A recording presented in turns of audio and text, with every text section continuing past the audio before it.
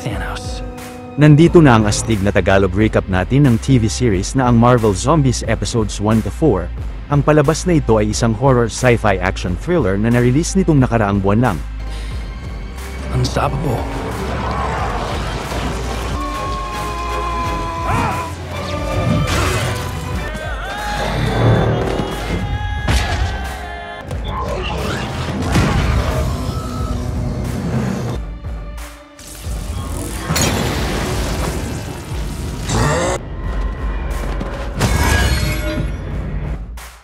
Kamusta naman kayong lahat mga Juan?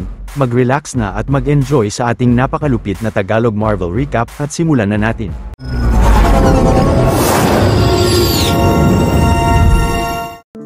Ang buong mundo ay nawasak ng zombie apocalypse nang dahil sa pagkalat ng quantum virus. Ang grupo ni Kate Bishop ay nakakita sa New York ng isang bumagsak na Quinjet ngunit napansin nilang naging zombie ang piloto ng aircraft na may nilunok na device. Nang kinuha ni Kamala o ni Miss Marvel ang device sa tiyan ng zombie ay biglang inatake sila ni Hawkeye na naging zombie na rin, pero nagawang makatakbo ng grupo kay Hawkeye at pagbalik ng tatlo sa hideout nila ay nadiskubre ni Riri o ni Ironheart na ang device ay isang pinaliit na intergalactic transmitter. Nilikha ito ng SHIELD para sa kanilang Project Life Shot upang maligtas ang mundo mula sa zombie apocalypse. Upang ma-activate naman ang device ay napagpasyahan ng tatlo na magtungo sa base ng SHIELD sa Ohio. Subalit maya-maya habang nasa biyahe ay biglang may nagbagsakang mga malalaking energy blast mula sa kalangitan na kinataob ng sasakyan ng grupo. Hindi nagtagal ay nalaman ng tatlo na ang malalaking energy blast pala sa kalangitan ay mula sa matinding sagupaan ni Icarus at ng zombie Captain Marvel. Agad na inatake naman ang tatlo ng mga nagkalat na infected sa paligid pero gamit ang mga high-tech na sandata at kapangyarihan ng grupo ay kinalaban nila ang mga nilalang.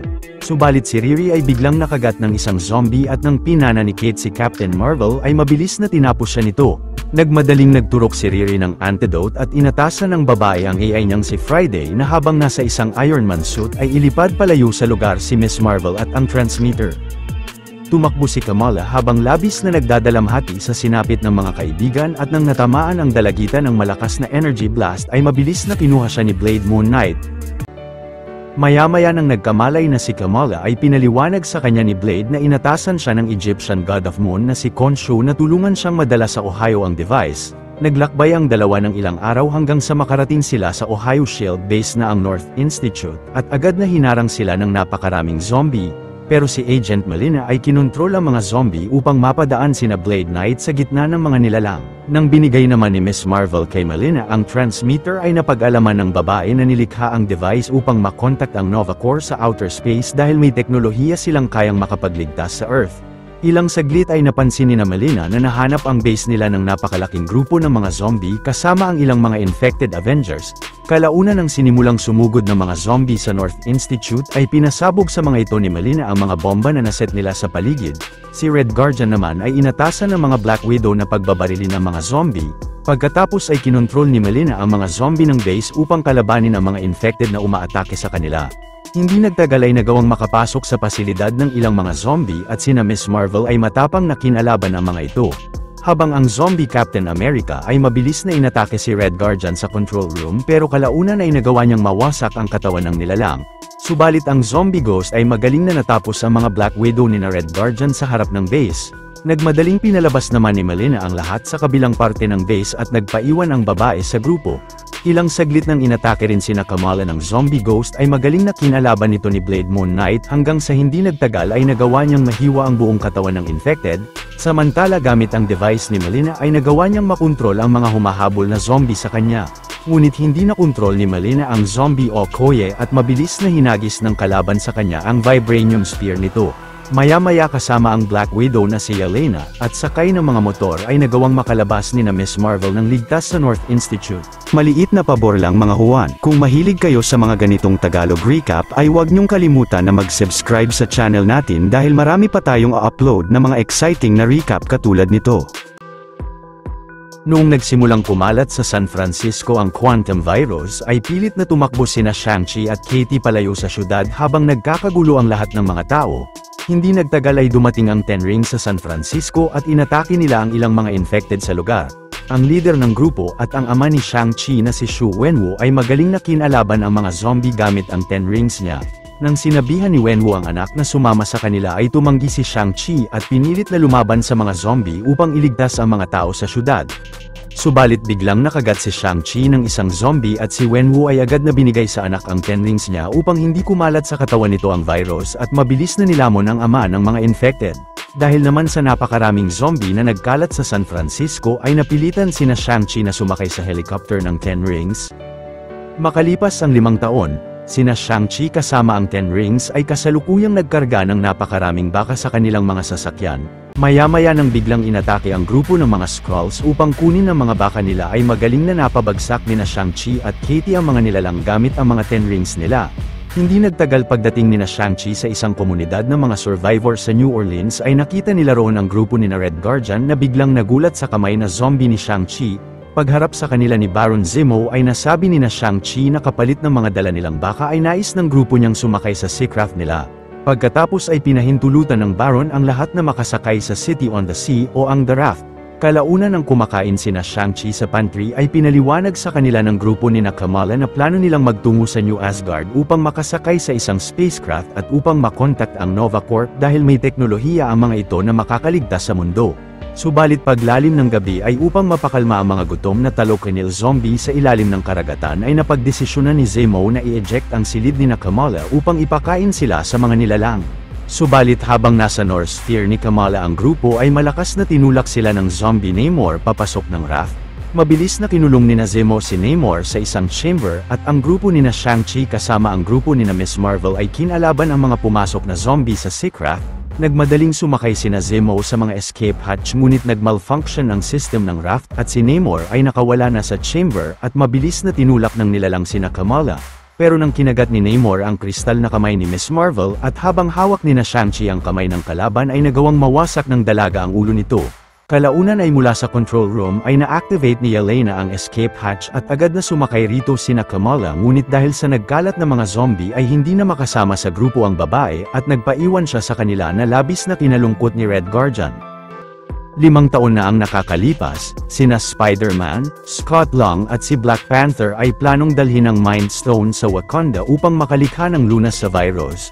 Subalit pagdating ng tatlo sa Wakanda ay napapaligiran na ng mga zombie ang lugar na pinangungunahan ng infected Thanos na may 5 Infinity Stones. Buong lakas na kinalaban ni Black Panther ang zombie Thanos ngunit hindi nagtagal ay napaligiran sila ng napakaraming Wakandan zombie. Agad na nakarating sa lugar sina Thor, Rocket at Groot, subalit nang hinagis ni Thor ang Stormbreaker sa kalaban ay walang kahirap-hirap na napabagsak sila ni Thanos gamit ang Power Stone ng nilalang. Pagkatapos ay binuksan ni Thanos ang malaking Wakandan Energy Reactor sa ilalim ng lupa. Patuloy na nakipagsagupaan naman sina Spider-Man at Black Panther sa infected Thanos subalit kahit pa binuhos nila ang buong galing ay nagawang makuha sa kanila ng kalaban ang Mind Stone. Naisipan ni Black Panther na isakripisyo ang sarili upang maitulak si Thanos sa Wakandan Reactor ngunit malakas na sumabog sa lugar ang enerhiya ng 6 na Infinity Stones. Pero sina Spider-Man ay nagawang makuha ng mga Masters of Mystic Arts at dinala ang 2 sa Kamar Taj. Sa kasalukuyang panahon ay sinabi ni na Master Rintraki na Spider-Man na ang Queen of the Dead na ang zombie Scarlet Witch na si Wanda Maximoff ay hinahanda na ang malaking hukbo nito papuntang Paris. Samantala sina Kamala ay nakarating na sa Norway at pagharap nila sa malaking tarangkahan ng New Asgard ay pinaalis sila ni Valkyrie dahil ang lugar na iyon ay para sa mga gods lamang. Naisipan naman ni Blade Knight na ipakausap kay Valkyrie ang Egyptian god of moon na si Khonshu at pinayagan na ng babae na papasukin ang grupo sa New Asgard. Pagkatapos ay pinasok ni Valkyrie sina Kamala sa chamber kung saan kasalukuyang nagaganap ang malaking kasiyahan nila. Ilang saglit nang lalapitan ni Kamala si Thor ay pinaliwanag sa kanya ni Valkyrie na matapos ang nangyari sa Wakanda noon ay labis na nalungkot ito at nawalan ng pag-asang lumaban muli. Samantala si Red Guardian ay inaya ng mga Asgardian na makikain kasama nila. Kalaunan ay sinabi ni Valkyrie sa grupo na ang nagbigay ng mga pagkain nila sa kasiyahan ay ang Sokovia Queen na si Wanda Maximoff. Kinagulat ni Kamala na makita roon ang Queen of the Dead at binunyag ng Scarlet Witch na mga parte pala ng mga zombie ang ipinakain niya sa mga Asgardian upang maging infected din sila. Nang pinakita ni Scarlet ang tunay na anyo niya ay mabilis na inatake siya ni Kamala at sina Shang-Chi kasama ang iba pa ay kinalaban ang mga Asgardian zombie sa paligid subalit nagawang malamo ng mga infected ang ilan sa mga kasamahan nila. Nagmadaling sinarado ni Kamala ang gate ng chamber at sumakay ang grupo sa Commodore ship ni Valkyrie. Nang inatake ang dalagita ng zombie Red Guardian ay pinatalsik niya ito kasama ng iba pang infected, subalit nang aalis na ang grupo sa lugar ay agad na pinigilan sila ng zombie Scarlet Witch. Pero si Thor ay malakas na inatake ang Queen of the Dead at nang galit na inatake rin siya ng zombie Scarlet Witch ay nagkaroon sila ng matinding sagupaan. Pinaalis ni Thor sina Kamala sa lugar at patuloy na nakipagbakbakan ang God of Thunder sa zombie queen. Maya-maya nang nakalampas na sina Valkyrie sa atmosphere ng Earth ay biglang hinarang sila ng malaking hukbo ng Nova Corp at sinabihan silang bumalik sa Earth dahil nilagay nila sa quarantine ang kanilang planeta. Subalit nang hindi sumunod ang grupo ay agad na pinagbabaril ang spaceship nila ng Nova Corp hanggang sa mawasak ang sasakyan at si Kamala ay ginamit ang kapangyarihan niya upang maligtas ang kasamahan niya sa pagsabog. Pagkatapos ay isa-isang kinuha sa ere ang grupo ng mga Masters of Mystic Arts at dinala rin sila sa Camartage.